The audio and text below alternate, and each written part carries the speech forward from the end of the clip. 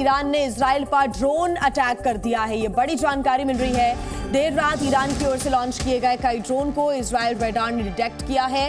Israel और Iran के बीच तनाव अब एकदम चरम पर पहुंच चुका है। ईरान की ओर से देर रात हुआ ये ड्रोन अटैक बता रहा है अब युद्ध किसी भी समय छिड़ सकता है। इजराइल का दावा है कि ईरान की ओर से करीब 100 ड्रोन उनके रडार में डिटेक्ट हुए हैं। फिलहाल ये साफ नहीं है कि ये ड्रोन किस मकसद से इजराइल के आसमान पर मंडराते हुए नजर आए हैं। तो इजराइल ईरान के बीच युद्ध के आसार अब और ज्यादा प्रबल होते हुए नजर आ रही हैं, क्योंकि आसमान पर, इजराइल के आसमान पर कई ड्रोन्स नजर आए हैं। प्रणय उपाध्याय हमारे साथ जुड़े हुए हैं ज्यादा जानकारी के साथ। प्रणय, ये जो लगातार सरगर्मियां हैं इजराइल और अगर हम ईरान की बात करें तो एक बार फिर से देखिए यहाँ पर गहमा गहमी का माहौल है और इससे ये साफ हो सकता है कि आगे जाकर ये युद्ध की शक्ल लेगा। देखिए, इसे गहमा गहमी नहीं जिया, ये निश्चित रूप से स्ट्राइक बैक कहा जा सकता है। जिस तरीके से इजराइल के दमिश्क के अंदर, सीरिया के दमिश्क के अंदर इजराइल के की तरफ से जो कार्रवाई की गई थी उसमें ईरान के कॉन्सुलेट के ऊपर हमला हुआ था और उसकी जवाबी कार्रवाई में ईरान की तरफ से ये मिसाइल हमला लॉन्च किया गया है। इसके अलावा जो इजरायली ड्रोन्स हैं उनसे ये मिसाइल अटैक जो है ये किया गया है। इजराइल का दावा है कि उसके यहाँ पे इसने कंफर्म जरूर किया है कि कुछ मिसाइल अटैक हुए हैं और साथ ही लोगों से कहा गया है कि एयर डिफेंस सिस्टम जो है वो अपना काम कर रहा है, सुरक्षित रहे।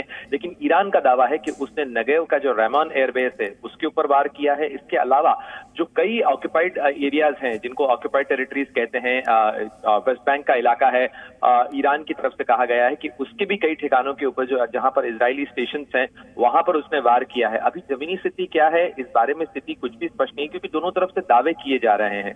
लेकिन निश्चित रूप से ये एक अनदर एस्केलेशन है कहा जा सकता है। ये तनाव का पारा और चढ़ाएगा और बढ़ाएगा। साथ ही ईरान ने जिस तरीके की, जिस भाषा के अंदर अमेरिका को भी कहा है कि अगर उसने इस मामले में किसी तरीके की मदद करने की कोशिश की या उसने इसमें भाग लेने की कोशिश की तो ईरान की तरफ से वार और बड़ा किया जाएगा। साथ ही उसने इजराइल को भी इस बारे में चेतावनी दी है कि अगर इजराइल की तरफ से पलटवार की कोई कार्रवाई की जाती है तो इसकी दुगनी ताकत के साथ में जवाब दिया जाएगा। यानी ये जो भाषा है, ये जो कार्रवाई है, ये निश्चित रूप से एक एस्केलेटरी ट्रेजेक्टरी के ऊपर जाती हुई नजर आ रही है। यानी ये जो तनाव है ये बढ़ता हुआ नजर आ रहा है इस समय। और ईरान भी एक बड़ी ताकत है, इजराइल एक बड़ी ताकत है, क्योंकि अभी तक लड़ाई जो है वो इजराइल और हमास के बीच में चल रही थी। यानी एक स्टेट और एक नॉन स्टेट पावर के बीच में चल रही थी। लेकिन अब दो स्टेट्स इसमें इन्वॉल्व हो गए हैं। यानी ईरान और इजराइल दोनों की सैन्य ताकत बड़ी है और दोनों का ही इतिहास रहा है कि दोनों ने जो है किसी तरीके की कार्रवाई का जवाब जरूर दिया जाता है। तो ऐसे में ये चिंता दुनिया के सामने बड़ी हो गई है कि अगर इन दोनों के बीच में किसी तरीके की जंग छिड़ती है तो इसका जो खामियाजा है ये पूरी दुनिया को भुगतना पड़ेगा और बड़े चिंताजनक परिणाम होंगे। जी बिल्कुल। और प्रणय, ऐसा लग रहा है कि जो ईरान की सेना है वो आगे आकर लगातार इस तरह की कार्रवाई को अंजाम दे रही, क्योंकि दो तस्वीरें भी इस वक्त हम दर्शकों को दिखा रहे हैं।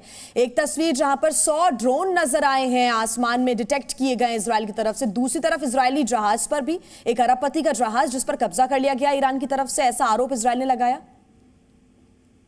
देखिए, इस तरीके की कई कार्रवाई हुई हैं। इनफैक्ट जो इराक का इरबिल है, इराक के इरबिल के अंदर एक अमेरिकी बेस के ऊपर भी जो है अटैक हुआ है। हालांकि न तो अभी फिलहाल इसका ईरान की तरफ से दावा किया गया है, न अमेरिका ने इस बारे में कोई जानकारी साझा की है कि आखिर इस अटैक को किसने अंजाम दिया है। लेकिन आप अच्छी तरीके से जानती हैं जिया कि इस पूरे इलाके के अंदर न केवल ईरान की ताकत है बल्कि ईरान समर्थित जो ग्रुप्स हैं वो भी इस पूरे इलाके के अंदर सक्रिय हैं। चाहे आप इराक से लेकर इजराइल तक के आसपास के कई इलाके को देखें, हमास के पीछे भी इजराइल का आरोप है कि ईरान की ताकत है। तो इस पूरे इलाके के अंदर जिस तरीके से तनाव बढ़ रहा है, जिस तरीके से कार्रवाई की गई है, ये निश्चित रूप से एक बड़ी एस्केलेटरी ट्रेजेक्टरी है। तनाव का पारा ये और बढ़ाएगा और अब देखना होगा कि क्या इजराइल की तरफ से कोई कार्रवाई की जाती है या अमेरिका समेत दुनिया के कई देश जो हैं वो इसके अंदर मध्यस्थता करते हैं और इसके अंदर इजराइल को रोकते हैं कि वो किसी तरीके की कार्रवाई करे। क्योंकि ईरान की तरफ से पहले इस मामले को यूनाइटेड नेशन सुरक्षा का परिषद जो है उसके अंदर उठाया गया था, लेकिन सुरक्षा परिषद की तरफ से किसी कंडेमनेशन के न आने का आरोप लगाते हुए ईरान की तरफ से कहा गया है कि अब हमें वार करना पड़ेगा। बिल्कुल प्रणय, आप आगे नजर बना के रखिएगा, अपडेट्स हम आपसे आगे लेते रहेंगे। फिलहाल शुक्रिया तमाम जानकारी के लिए। जी न्यूज़।